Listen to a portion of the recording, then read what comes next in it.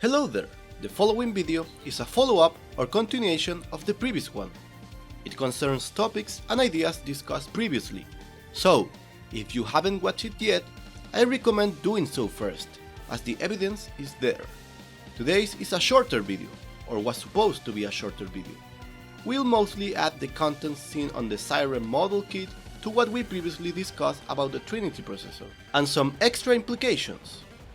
We will also talk about more data about the whole EGS's core crystal presence in Xenoblade 3, plus a discussion about the roles and the avatars.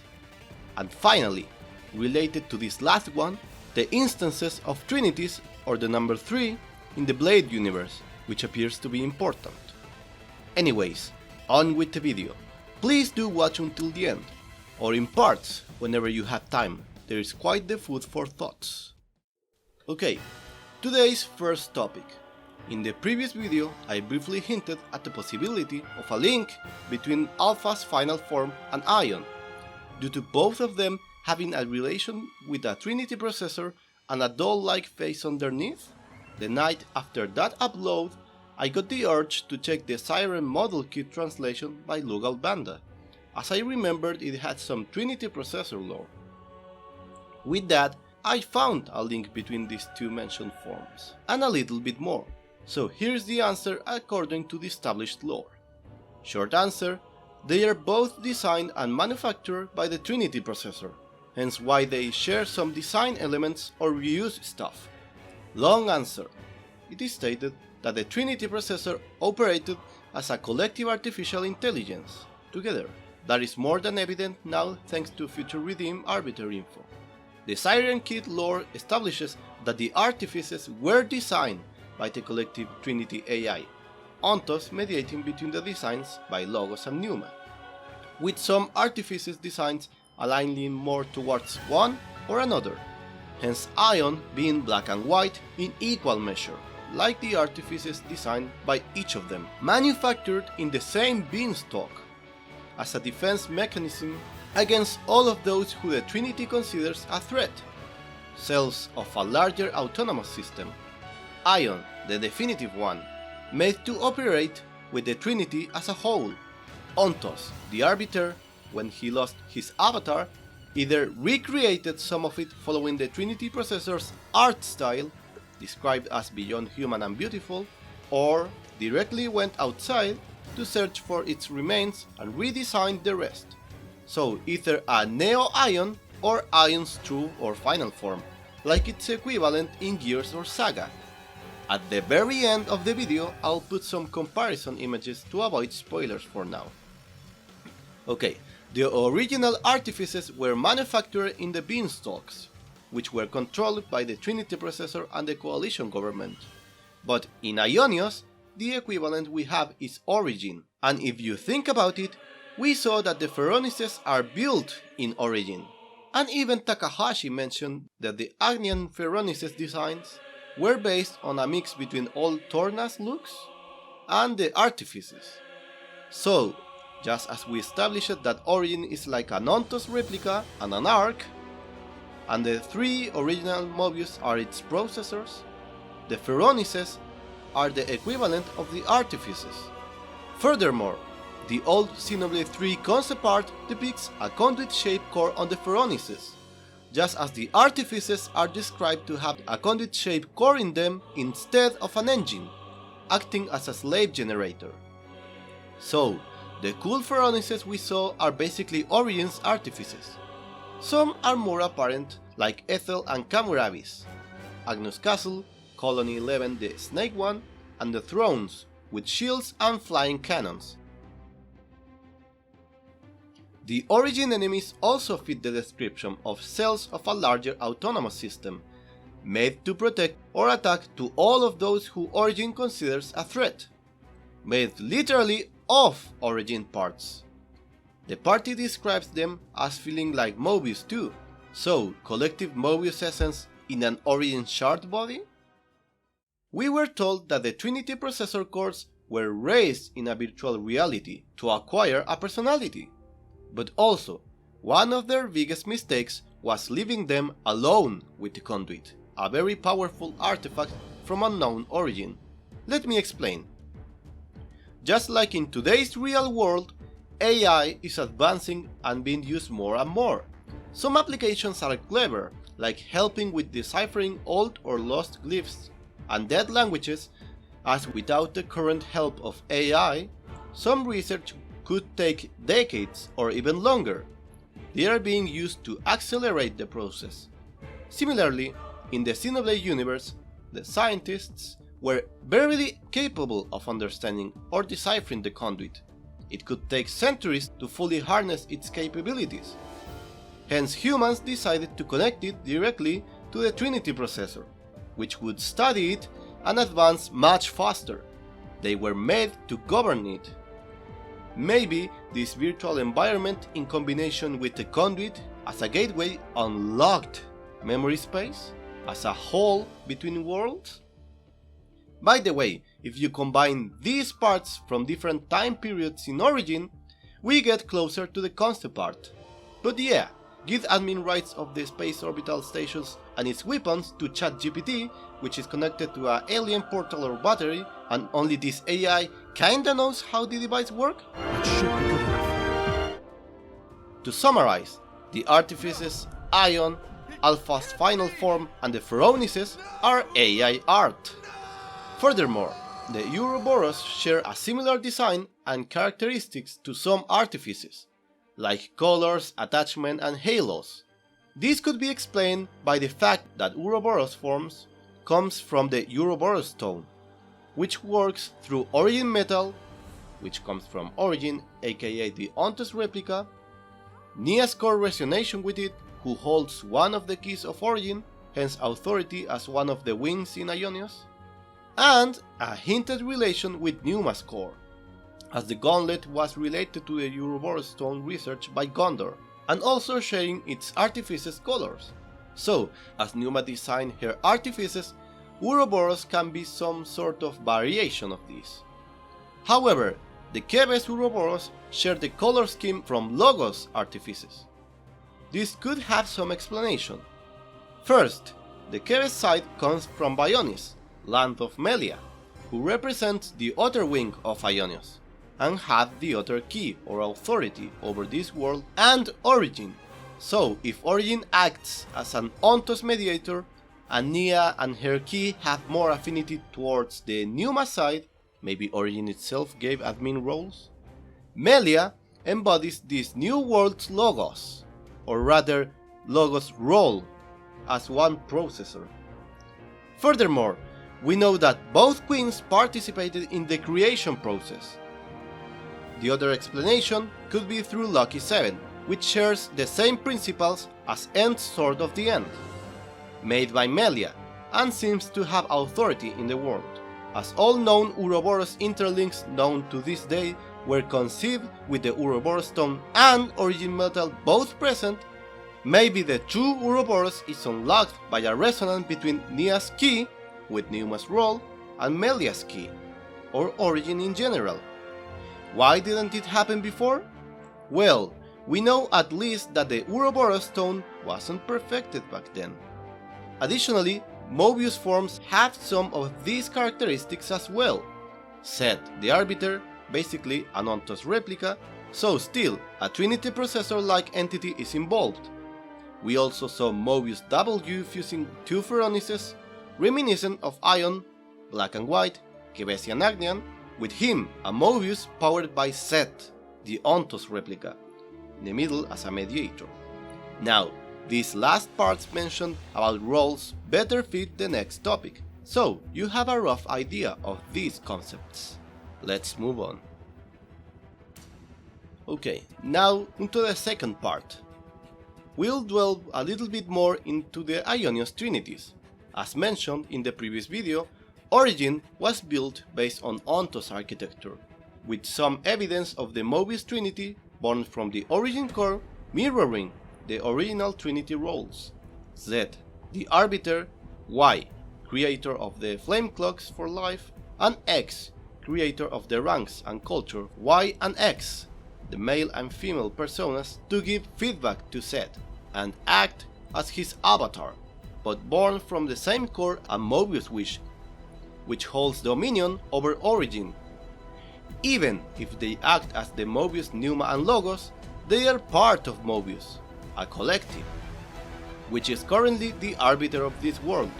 To put it simple, they are replicas, or a sub-Trinity. Just like in every game, there are multiple Trinities. Sounds confusing, I know. Let's check some information about the beginning of Aionios and future Redeem. Origin was built based on what they could reverse engineer from Ontos, hence Origin is the arbiter part, able to manipulate the fabric of reality. It was mentioned that there are two keys, one held by Queen Nia and the other by Queen Melia. They were also supposed to command this arc, store the data, and rebuild the worlds. There is some sort of link between Nia and Pneuma, and, as Origin, the world's administrative computer operates based on how Ontos did, it needs the feedback of two parts, two keys of Origin. The other key, held by Melia, will be Origin's outer processor.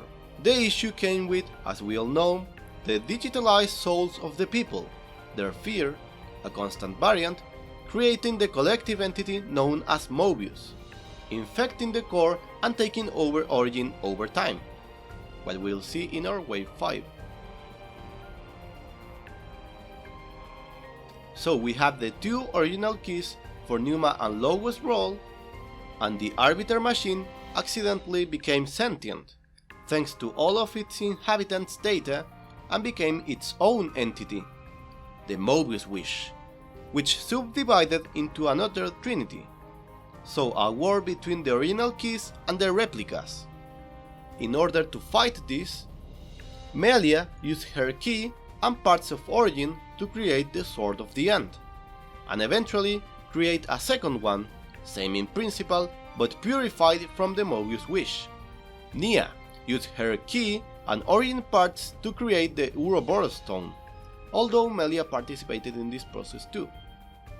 The Ouroboros Stone and Pneuma's link with Nia's is more prevalent than we imagined, more so than the theory about Pneuma's core being on Noah's gauntlet, which by the way is not very probable.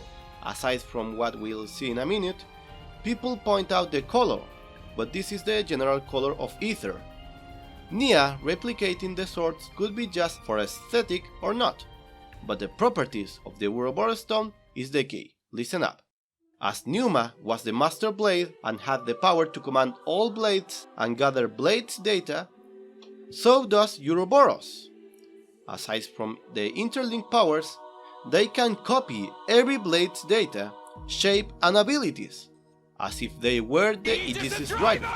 The most likely explanation of how the class system works in lore, if you think about it. Returning to the gauntlets, Matthew indeed summoned Pneuma's core rather than habit it all the time. There is a unique animation of it materializing and not just popping in. In order to do this, the gauntlet, which contained Origin metal, resonated with N's Sword of the End. So the key is the metal, connected to Origin and having the people's souls recorded. Maybe Pyra and Mithra were assimilated, but due to being ex-Aegises, they were not put into the flow, but are like ghosts or leftover data lurking in Origin. The Ouroboros Stone also uses Origin metal inside it. So maybe, just as Matthew summoned it in Alpha's fight, the Ouroboros Stones, when triggered, summoned Pneuma's core briefly to interlink people? By the way, Gondor gave Matthew his gauntlets, and in his childhood, Gondor was left with N's sword, so maybe the reason why the gauntlets and the sword resonated, it's because Gondor made them from some N sword scraps? Or, as we said before, because the Sword of the End came from Melia's key. About the Logos original core, aka Malos allegations, as some people in the comments or in Discord have said, in other languages, including French and different variations of Spanish, Rex refers to the female version of they and those, and in many instances, localization studios are left with some notes for nominative stuff. So either these three languages got it wrong, or Rex was indeed referring to Pyra and Mithra, Or maybe Nia and Melia as they held the keys of origin? So, Melia is captured and Nia goes into hiding, leaving Aionios with the Sword of the End taking Logos' role and the Ouroboros Stone taking Pneuma's role, and even Essence. But things are about to get more complicated, as soon Alpha awakes to claim his arc, seizing partial control of Origin, taking some of Set's. So, two arbiters fighting over Origin's control, plus the two original keys outside, the Ouroboros and the Sword of the End. Now, before we continue with this Origin timeline, a small part about Ontos, both Alpha and A.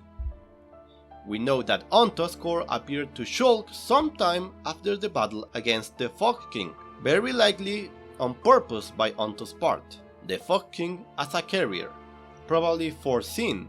So, if that is the case, Ontos had a plan? Well, the Alvis we knew was gone soon after the world reset of Xenoblade 1. So this is Ontos through and through, his heartless machine form, with the command of creating a new world.